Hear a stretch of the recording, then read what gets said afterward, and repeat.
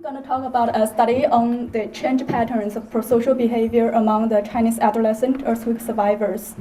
Well, this study is part of a cohort study we conducted after the 2008 Wenchuan earthquake.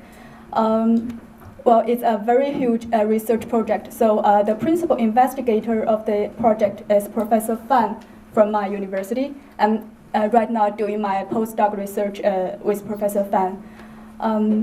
We presented the cohort study in last year's workshop. So many of you may be not familiar with our work, so I'm gonna give a brief description about what I have done, what we have found. So as you may know, the Wenchuan earthquake occurred on May 12, 2008, in the Wenchuan County of Sichuan province, which is in the middle west part of China. There is a geographic location of the Wenchuan County, and the earthquake is 8 magnitude. It affected about 15 million people, and nearly 8,000 people died or disappeared in this earthquake. It was the deadliest earthquake since the 1976 Tangshan earthquake, and the strongest one since the 1915 Tibet earthquake in China. For our cohort study, we selected a sample from Dujiangyan city, which is 20 kilometers away from the epicenter, and it was one of the 10 most affected areas. Before 2008, there was a very limited research on the mental health problems after the natural disasters in China, especially among children and adolescents. So we set up this cohort study. The major purpose was to document the long-term mental health sequelae of the earthquake among the adolescent survivors. Specifically, we are interested in describe the incidence and the longitudinal trajectories of some common mental health problems, such as PTSD, depression, anxiety, and sleep problems. We also aim to examine some risky factors that may be related with the mental health problems. The third purpose was to explore some genetic mechanisms underlying the development and persistence of the mental disorders post-earthquake. And also we want to use some neuroimaging techniques such as the fMRI to explore the neurobiological mechanisms underlying the development and persistence of the mental disorders. About the sample of the cohort study, briefly speaking, the cohort study consists of 3 sub-studies: the epidemiological sub-study, the genetic sub-study, and the neuroimaging sub-study. So for the epidemiological sub-study, the sample were 1,573 adolescents. We selected them from the junior and senior high schools in Dujiangyan city. We collected 5 weeks of data over a period of 2.5 years after the earthquake. The initial survey was conducted at 6 months after the earthquake. Before this time point, we had to deal with some of the ethical proof issues. So it's kind of a limitation that we could not collect data immediately after the earthquake. 4 follow-up surveys were conducted at 12, 18, and 24 and 30 months after the earthquake. Because most of the participants were high school students, and after 3 years after the earthquake, they graduated from the original schools, so it's kind of difficult to track them, so we only have 5 weeks of data. And this table shows the demographic characteristics and the earthquake exposure of the participants. We measured the earthquake exposure from 4 aspects. The first one is if you have a family member killed or disappearing or severely injured. The other 3 aspects were house damage, property loss, and direct witness of some traumatic scenes. So as you can see from this table, the severity of the exposure was kind of high. And so for the measurement, we collected data on mental health problems, including PTSD, depression, anxiety, and sleep problems. And we also measured the earthquake-related stressors and psychosocial or familial factors that may be related with the mental health problems, including the negative life events, post-earthquake, trait resilience, coping styles, social support, gratitude, and parental bonding, which is parenting styles. And we also collect data on emotional, behavioral, or academic functioning. We use the strengths and difficulty questionnaire to measure five aspects of the emotional, behavioral functioning. And we also collect data using the school test records to assess the academic functioning. Our prior analysis have been mainly focused on describing the prevalence and the longitudinal trajectories and the related factors of the mental health problems. So, as you can see from this table, this shows the prevalence rates on each wave. In wave 2 and wave 4, namely 12 and 24 months after the earthquake, the prevalence rates are relatively higher. So we think this means that there might be an anniversary effect. The adolescents may tend to have more severe mental health problems on the days that around the anniversary of the earthquake. So I think this has very important implications for the clinical professionals to provide more care or more clinical service on the days around the anniversary. Rather than estimating the overall prevalence rates, we are more interested in exploring the different patterns of trajectories for the mental symptoms, because there is much evidence indicating that the individual variation in people's reactions and adaptation to the earthquake is very large. Some people may have chronic or delayed dysfunction. Some people may just fine, they're just very fine. So this has also been supported by our data. This figure shows the different trajectory for the PTSD symptom. We found 5 patterns. As you can see, the majority of the sample, which is about 65%, they showed high resilience, and they can consistently maintain healthy functioning. And about 20% of the sample showed a recovery. They can gradually recover from the PTSD symptom. And the remaining 15% of the sample showed fluctuating or delayed or chronic symptoms. Well, similar patterns were found for the depressive symptoms. As you can see, only 144 subjects showed consistent depressive symptoms, which is about 10%. And also, the similar patterns of trajectory were found for the sleep problems.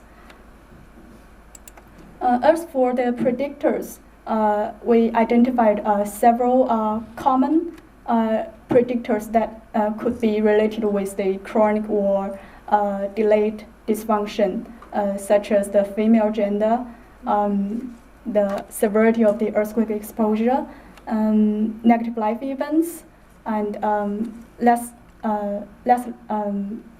social support, and the coping strategy that may be commonly related with the chronic or delayed dysfunction.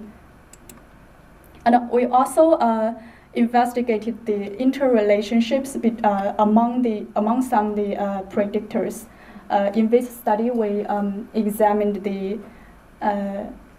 there might be a reciprocal relation between negative life events and social support and the PTSD symptoms. So the model is kind of complicated. And we also found out that the coping strategy may have a moderating effect in the relationship between the post-earthquake life events and the PTSD symptoms. specifically the high level of positive coping and the low level of negative coping could mitigate the adverse effect of negative life events on PTSD symptoms. Well, these are our some of our prior findings. I think we have talked much about the negative consequence of a disaster, of a trauma, but actually at the same time we are also very interested in explore the positive side of our disaster. A very important concept here is post-traumatic growth. Because it is widely observed that some people can achieve positive changes in mental and social function. For example, some may have higher self-efficacy, and some may have improved spirituality, and some may have closer interpersonal relationships. So in this study, we also concerned with positive variable, that is the prosocial behavior. For the definition, prosocial behavior means any behavior that someone engages in that may benefit another. Well, the typical types of prosocial behavior include helping others, sharing, cooperating, providing material or emotional support, and taking part in volunteer activities. In the literature regarding the normal development of prosocial behaviors, studies have usually concerned with positive variables. For example, positive loving parenting during childhood, and positive social learning experience, or positive affective or cognitive factors that have been proved to be related to the prosocial behavior. But in recent years, some scholars also pointed out that exposure to traumatic events could also have an enhancing effect on the sufferer's prosocial behavior. This is a phenomenon that usually labeled as altruism born of suffering. There are some qualitative and anecdotal reports that indicating that enhanced prosocial behavior could be one of the post-traumatic growth outcomes. However, in the empirical research into such issues is very limited. We listed some examples here. Most studies are cross-sectional, so the purpose of our study was to use the longitudinal data to examine the overall change in prosocial behavior and to identify the developmental trajectory of the prosocial behavior, and also to examine the predictors of the trajectory membership. So in this study, the participants were from the cohort, and we used the prosocial subscale from the SDQ to measure prosocial behavior. We also included the data from some variables in this study as control variables. In the data analysis, we used the growth mixture modeling to identify different clusters of the prosocial behavior trajectories. And we also use the logistic regression to examine the predictors that may be significantly related with the different trajectory of prosocial behavior. So these are the results. As you can see, the average scores of prosocial behavior are kind of similar at the 3 weeks, but the standard deviation became bigger and bigger, which means the individual variation became bigger and bigger. So we use the growth modeling to examine the different trajectories. And we found out that there are 4 different patterns of the trajectory. About 35% of the sample showed a high and enhancing trajectory, which means they have a high initial level and showed an increasing tendency of their prosocial behaviors. And about 30% showed a high stable trajectory, and about the remaining 35% showed a low declining patterns. Well, as for the predictors of prosocial behavior, we found out that female gender, higher social support, and higher positive coping were significantly related with the possibility belonging to the high enhancing group. Well, because we do not have the data before the earthquake, so maybe some of you may wondering if there's some possibility that the subjects in the high enhancing group may already have the tendency of increase in prosocial behavior, even they do not experience the earthquake. So the results may be not related to the earthquake exposure. So in a discussion of this paper, we searched for the literature regarding the age-related prosocial behavior change during adolescence. Theoretically, as children mature in social, cognitive, and affective capacities, and as they have more and more socialization practices, their prosocial behavior may increase. But in the empirical studies, most of the studies have failed to observe an age-related increase in prosocial behaviors, especially during adolescence. Well, most of these studies reported that there seems to be a stable or declining tendency in the prosocial behavior during adolescence. So in our study, we found there are 35% of the sample showed enhancing tendency. This may provide an evidence for the altruism born of suffering. I think the other important finding from this study is that we found female gender, more social support, and great positive coping were felicitate the enhancing, high enhancing trajectory, which indicate the importance for providing the adolescents which exposed to a disaster with more social support and coping training to facilitate the prosocial behavior enhancement. I think which maybe also help them to develop the post-traumatic growth. Well, that's all for the study on the prosocial behavior. At last, I want to talk a little about the genetic and the neuroimaging sub-study, as we are actually doing right now.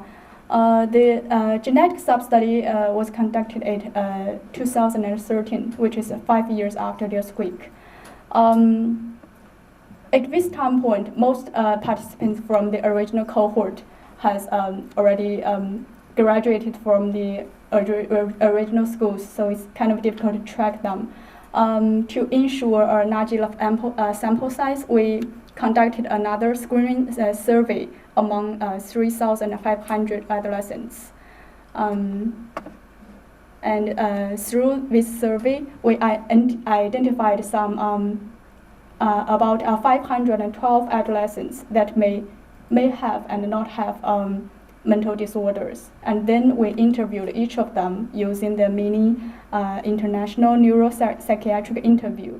And at last, we identified 117 adolescents with diagnosed anxiety disorders, and also 139 diagnosed with depression. And we also identified 121 as control group. And we collected the oral mucosal samples from both the case and the control groups, and we will use the oral mucosal samples for the genetic analysis. And also, we are currently planning to do the neuroimaging sub-study. And these are some results from the genetic data. We found out that the some of the glucocorticoid receptor gene polymorphisms may have an important role in anxiety disorders. Well, these results are kind of preliminary because most of the genetic data are still analyzing. Okay, I think that's all for my presentation, and these are some important papers we have published in English. So if you are interested in our work and want to know more details, you can search for them. Okay. The paper on prosocial behavior has also just accepted by the Journal of Traumatic Stress, and I think it will be online soon. So thank you. Let me ask you then this focus question. If you'd had the choice between studying 1,500 people where you did versus 750 people where you did, and 750 in a really part of Sichuan that was close by, would you have gone for 1,575 where you had them, or would you have gone for 750 with a comparison group? In the original research design, we wanted to collect some control group data, but it's just difficult in reality, because, especially in the earthquake areas. It's 6 months after the earthquake. It's kind of a little bit chaos. So to do research is very difficult there. So it's without a comparison group, we don't know if this has anything whatsoever to do with the earthquake, right? Yes. We don't know whether we would have seen exactly the same trends had there been no earthquake. Yeah. What we can only do is control the earthquake exposure in the model. So yes, you could have done a dosage kind of study, thinking about it. And I don't know that particular control you used, but it is possible to do dosage kinds of studies to look at natural disasters and the consequences by proximity and things like this. From one area, one area? city, And they were all in a camp? Or I think in the early stage of the earthquake, most of the families were living in the camps. So they maybe some of them were relocated. Yeah, because it's also to the exposure that they must have had, So you keep that into consideration also, from where they came and the kind of exposure. And I don't know, I know how much you see about the kind of help and work is expected after any kind of disaster. Generally, it's something that is,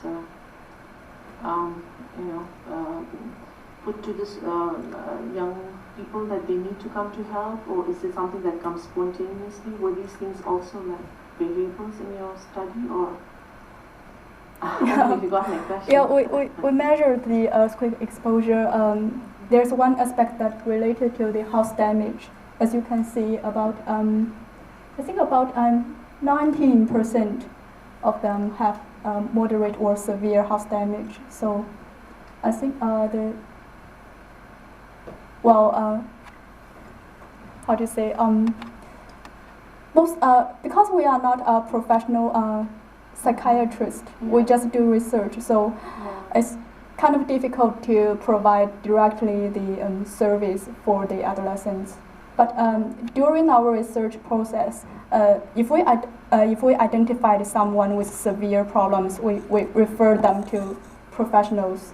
Yes. Yeah, that's what we want to do. This is a very interesting research, and this is something that we could also think of taking it up in our country. And probably Zhau would also help me to say that, because would that make a difference? Because in our Nepal context, it was like, we were in different places after the earthquake. Not all of them were in camps. We were out of our houses. For me, from my own experience, I was out of my house for almost 3 months. But we were very much in our own neighborhood, with family, cousins, or neighbors, and in tents. But then, of course, for people who could not afford, they were sheltered by the government.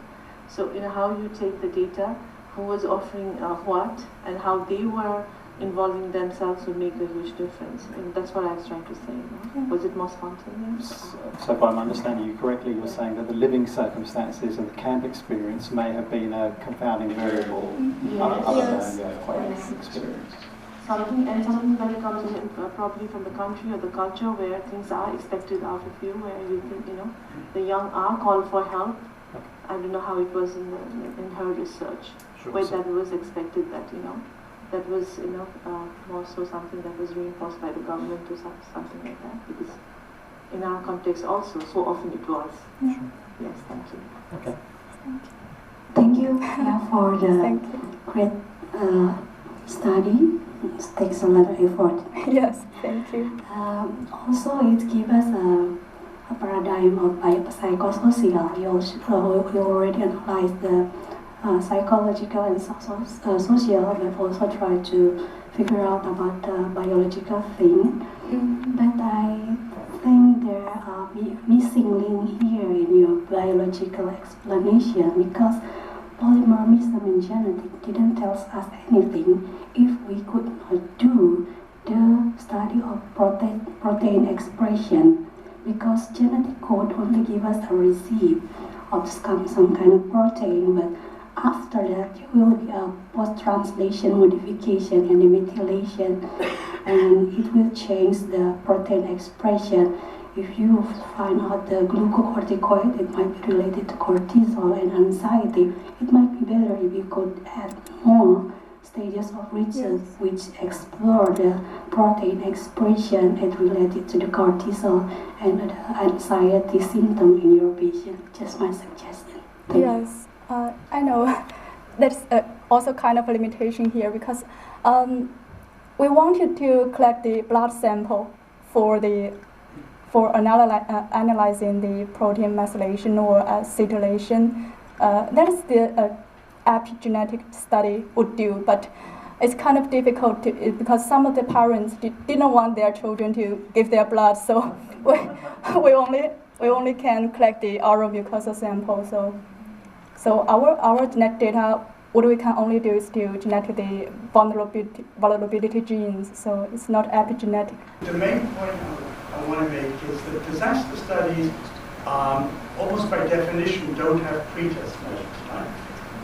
Now, I don't know China at all, but for these 1,500 people, do you have prior information about the school performance of children on tests? Yes. Do you have information about the medical records you can get access to? If you have this kind of information, and I don't know if you collected it, or if it's available, that's sometimes very useful for constructing proxy pretest series for these children, right? So things that are correlated with the outcomes that you directly measure, for which you have a little time series beforehand in educational data, in health data, in demographic data, or whatever. So the fact that it's a post-test only design does not require it to be a post-test only design. Yes, we collected the school performance data using the school test records, but the medical records, because the medical system is not that complete in China, so yeah. Any particular reason to, like for the case, you have taken 1 standard deviation from the Z score, but for the control you have taken 1.5 standard deviation. Any particular reason for the discrepancy? Yes, because we searched the literature, and many studies show that there's kind of tendency for the people to exaggerate their own symptoms when they report it by themselves. So we use a little bit higher standard deviation below the average. A lower standard deviation, no? 1 SD. Yeah, for the control group, potential control group, we use a little bit higher standard deviation above the average. Okay. Use this criteria. So I don't know, like whether we can go for 2 standard deviation, 2 type of standard deviation for different groups. Yeah. Because for one group we are going for specificity, for another group we are going for sensitivity. Yeah. Like what I just said, we looked in the literature. Many studies said that the people tend to exaggerate their own symptoms, so we use a higher standard for the potential control group. So, to fund this study, a lot of other things that were meritorious would not have been funded. So my question to you is about the strategy of funding many small studies versus 1 or 2 bigger studies. Do you want to say anything about the politics of science in this respect? In the fundings, what we have got. No, I'm not asking you for the money. I know the money from Fang last year. Yes. But I'm asking you this question about policy for science. Is it better to fund many small studies or to fund 1 very big study like this? Because it could have been 10 little studies as opposed to 1 big study. Our major sources of funding are these 2 fundings, but we are also able to get some small fundings Yeah, recently I myself just got a postdoc research funding, so it's also related to this research project. So what about if we, because I think that's quite an important question, what about if we throw that out to the floor? What do you think? Is it better to concentrate the resources into one or two big studies, or do you split that up into a smaller number of studies? Under what conditions might you want to make different choices?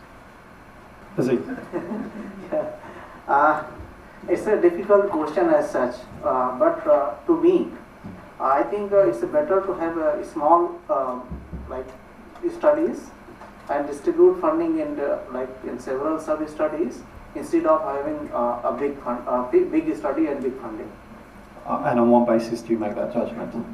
Sorry? And why do you say that?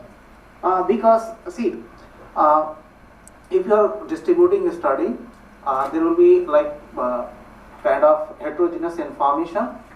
You can delve into detail. In case of big funding, sometimes we miss small things. Apart from that, logistic perspective, you are training a large number of researchers at the same time. Okay, so you've got a capacity building. Yeah, capacity building, obviously.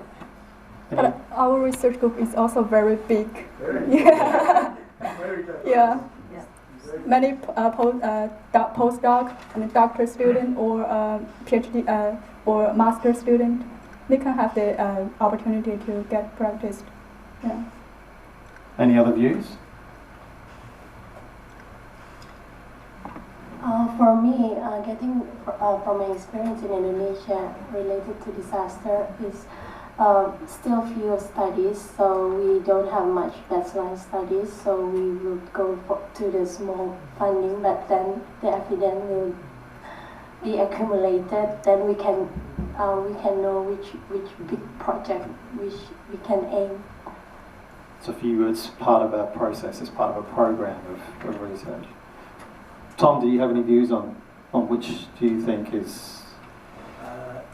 I have views that are very general but are not locally embedded, so they may not be worthwhile. Okay, otherwise then thank you so much. Thank you very much.